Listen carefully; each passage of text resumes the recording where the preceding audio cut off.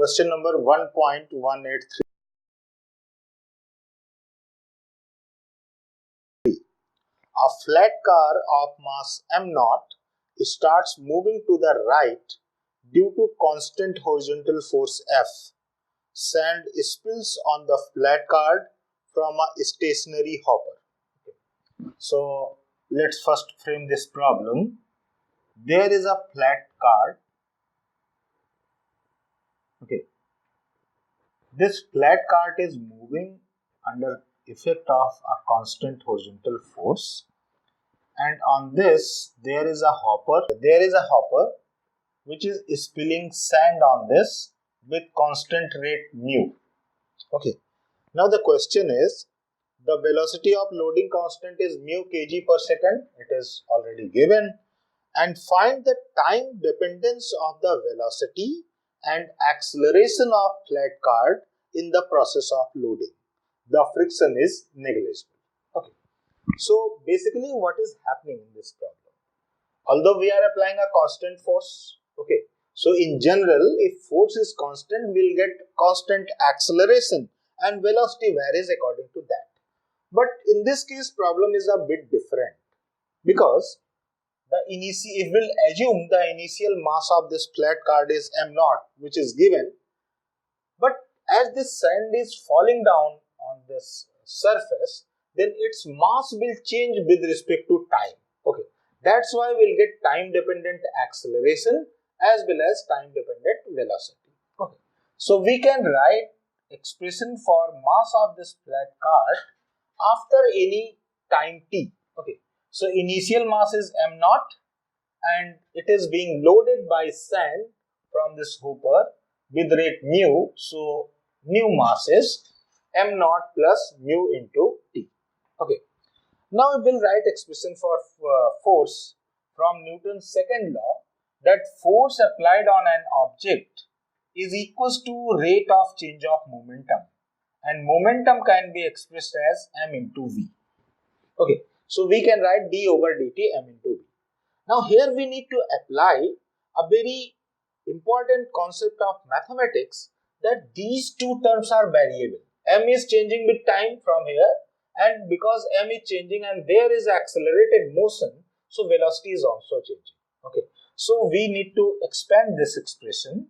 So it is v times dm over dt plus m times dv over dt. Here is the trick in this problem. Okay. Now see, if you differentiate this expression of m, so m0 is constant. So for first term we'll get f equals to v into u, or v into mu I must write, and plus m dv over dt. Okay, because we don't have idea about velocity. So we can frame our equation that m dv over dt is equals to f minus mu into v. Okay, so we can write this as dv over f minus mu into v is equals to 1 over m into dt. Okay, so we can integrate this expression, that at time t equals to 0 there was no initial velocity because it is not given, so we assume that this cart starts from rest. At any time t we take velocity equals to v.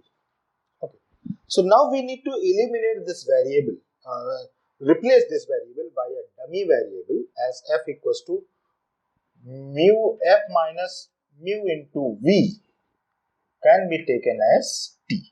Okay, so if you differentiate this, then we'll get mu dv is equals to dt. So we can replace this dv by minus dt upon mu. So this integration would be 0. Okay, we'll put limit later. So we can write minus 1 over mu dt over t. On the other side, we don't need any modification, so we'll get simple t over m. Okay, now let's see here. When our velocity is equals to 0, then lower limit is f. When velocity is v, then upper limit is f minus mu into v. Okay. So integration of this term will be minus ln t, where limit is changing from f to f minus mu into v, and on this side we are getting t mu t upon m. Okay. I think in this process I have committed some mistake. Just wait. This is f t by dt dmv. This. f1 mv. क्या गड़बड़ किया मैंने? Oh. Okay.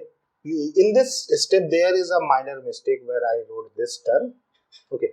Please check. This m is also variable. Okay. So we'll deal this part later on. First, let's calculate this side. Okay. This is not right here. Okay. So the calculation, this calculation will give us 1 over mu ln f over f minus mu. Okay. Now let's look at other side. Here it is integration 1 over m dt. Okay. This m is variable in this case. Okay. So we need to take care of this, as I committed a mistake. I wrote t over m, which is wrong. Okay. So we have to write m naught plus mu into t. Again, we need to take a dummy variable. We'll take dummy variable mu into t as, let's take x. Okay. So it will put m naught plus mu into t as x here. Then we can write mu dt is equals to dx. So we can replace this integration as dx 1 over mu over x. Okay. And if you put limit that when time t is equals to 0, so initial mass is m naught. When time is t, then this mass is m naught plus mu t. Okay. So our integration would be 1 over mu ln m naught plus mu into t divided by m naught. Okay. So this is left side and this is the right side.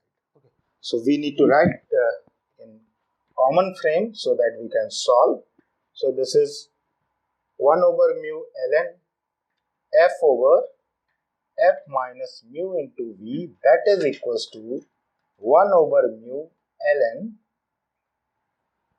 m plus mu naught into t upon m naught. Okay. So 1 over mu will be cancelled out, and from here we can remove the ln because it is available on both the sides. So it is f upon f minus mu v, that is equals to m naught plus mu t upon m naught. Okay. So from here we can calculate f minus mu v, that is equals to m naught f upon m naught plus mu t. Okay. So v is equals to f minus m naught f upon m naught plus mu t. We just shifted this term on other side, and this total divided by mu. Okay. So if you just manipulate this term, then this f naught will get cancelled out. So v is equals to mu into t upon m naught plus mu t into 1 upon mu. Okay. This is expression for velocity, and there is f as well. Okay. So mu and mu will also be cancelled out. So v is equals to t into f upon m naught plus mu t.